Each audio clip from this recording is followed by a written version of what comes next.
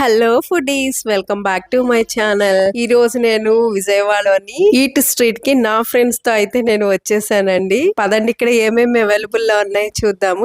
ఇక్కడ చాలా items available ఉంటాయంట. ఏమేమి ఉన్నాయో వెళ్ళి చూద్దాము. బిర్యానీలు అయితే ఇంకా చెప్పక్కర్లేదు. బిర్యానీలో ఎన్ని ఐటమ్స్ ఉన్నాయో అన్ని ఐటమ్స్ ఇక్కడే అవైలబుల్ ఉంటాయి. ఇక్కడ చూడండి, బిర్యానీలో చాలా ఐటమ్స్ ఉన్నాయి. గోదావరి పల్లె బిర్యానీ అంట. ఇదేమో ఈ బొంగు బిర్యానీ కోసం ఎక్కడికెక్కడికో వెళ్ళక్కర్లేదండి. ఇది కూడా విజయవాడలో అవైలబుల్ గా ఉంది. అది మన ఈ స్ట్రీట్ ఫుడ్. నాన్ వెజిటేరియన్స్ మాత్రం చాలా చాలా ఎంజాయ్ చేస్తారు ఇక్కడ ఫుడ్ ని. నా ఫ్రెండ్స్ అయితే నాన్ వెజ్ చూడగానే అలా ఒక పట్టు పట్టేద్దాం అని చెప్పేసి వెళ్తున్నారు. నేనైతే వెజ్ ఎక్కడ ఉందానని వెతుక్కుంటూ ఉన్నానండి. వెజ్ లో కూడా చాలా ఐటమ్స్ ఉన్నాయి. కుమారి ఆంటీ ప్రైసెస్ అయితే ఇక్కడ లేవండి, రీజనబుల్ గానే అనిపించాయి.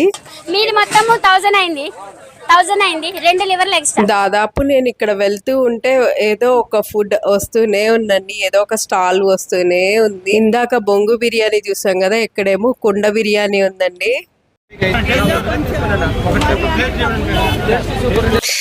నాకైతే ఈ స్టాల్లో కుమారి ఆంటీ స్టాల్ కూడా ఉంటే ఇంకా జనాలు పిచ్చి పిచ్చిగా ఎగబడతారేమో అనిపించింది.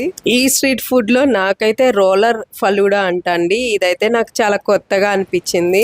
మీలో ఎవరైనా రోలర్ ఫలూడా ట్రై చేసి ఉంటే నాకు కామెంట్ సెక్షన్ లో తెలియజేయండి. మీలో ఎంతమంది విజయవాడలో ఈ స్ట్రీట్ కి వచ్చారో కామెంట్ సెక్షన్ లో తెలియజేయండి. నేనైతే నా ఫ్రెండ్స్ తోటి ఇంకా ఏమేమి ఉన్నాయా అని చెప్పేసి ముందుకు వెళ్తూ ఉన్నాను. కాకపోతే నాకు నాన్ వెజ్ గురించి అంత ఐడియా లేదు, నా ఫ్రెండ్ చెప్తుంది. ఈ ఫుడ్ మొత్తానికి కేవలం 300 అయిందంటండి, నా ఫ్రెండ్ చెప్పింది. అదే కుమారి అంటే అయితే నీ బిల్లు 1000 అయింది, 2 లివర్లు ఎక్స్ట్రా అని కూడా చెప్పింది. మొత్తం 1000 అయింది.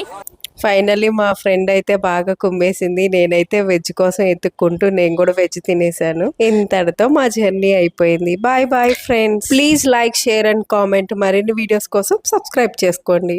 Thank you friends. Bye bye.